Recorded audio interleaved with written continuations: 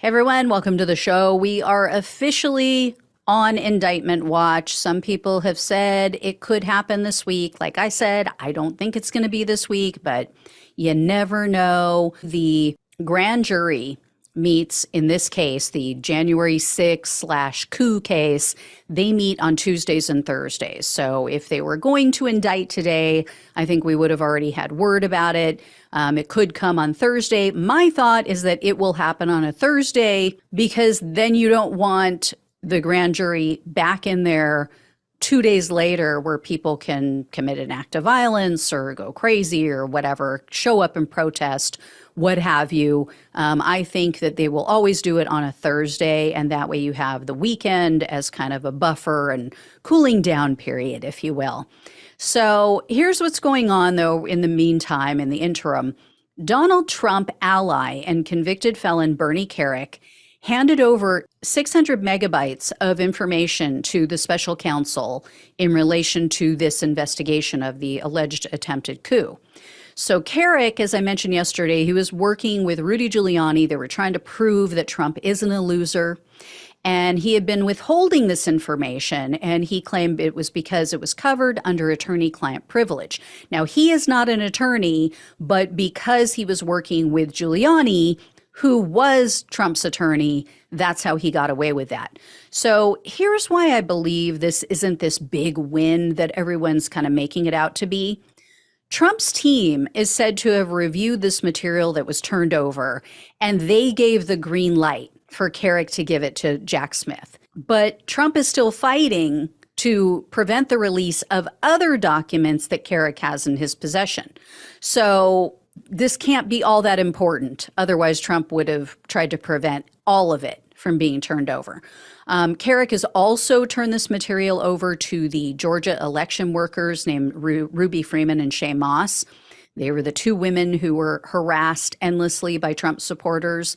Kerik turned the information over to them in regard to the defamation lawsuit against Rudy Giuliani. And he's also agreed to sit for a new deposition in that case. And he wants to address, or they want him to address, topics that he refused to answer in a previous deposition. So again, how valuable could this stuff possibly be if Trump said, oh yeah, that's fine, you can show that to them?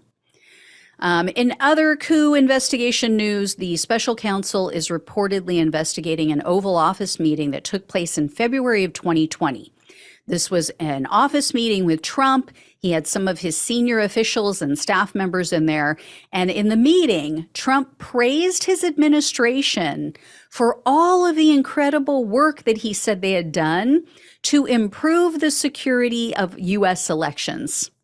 In fact, they said that Trump believed that his administration did such a great job in securing elections that he suggested that the FBI and the Department of Homeland Security go out and hold a press conference to try to boast and tell the American people of all the changes they've made, how great a job they had done.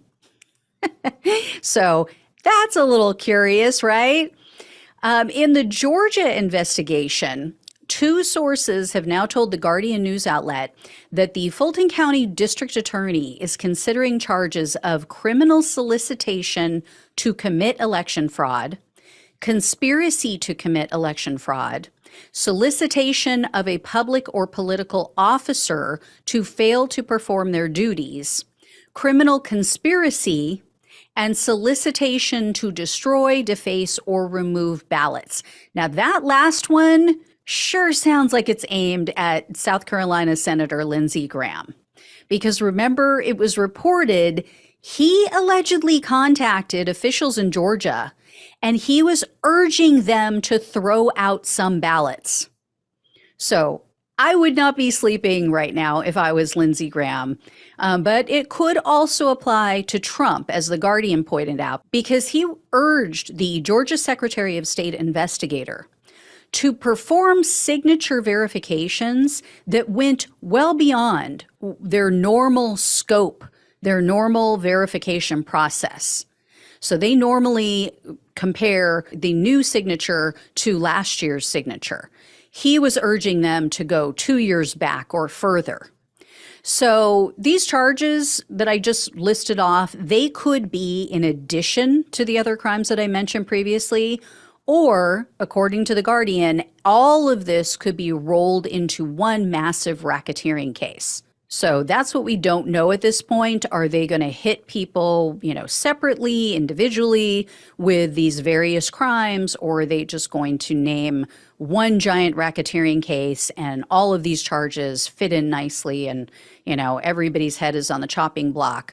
So Trump, meanwhile, he is continuing to post on his failing social media site. This time, he shared a meme which falsely claims, as normal as we've seen a million times, that the Capitol attack was a, quote, government-staged riot. This is so confusing to me, right? Because who is Trump planning to pardon then? Is he planning to pardon feds? Are they saying that the people in prison for January 6th are feds? I mean, they keep calling them political prisoners. So does that mean that Trump supporters are now sympathetic to the feds? I'm so confused.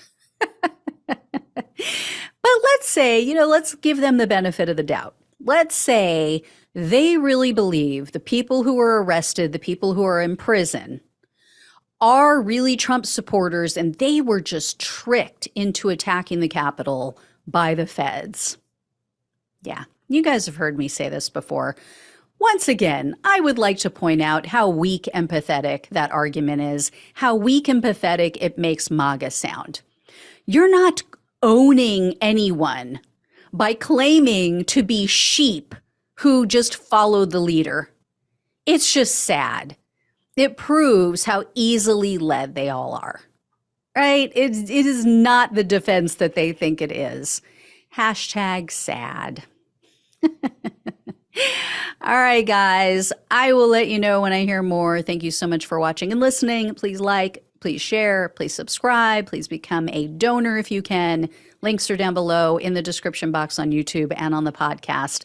Love you all. Take care, and I'll talk with you soon.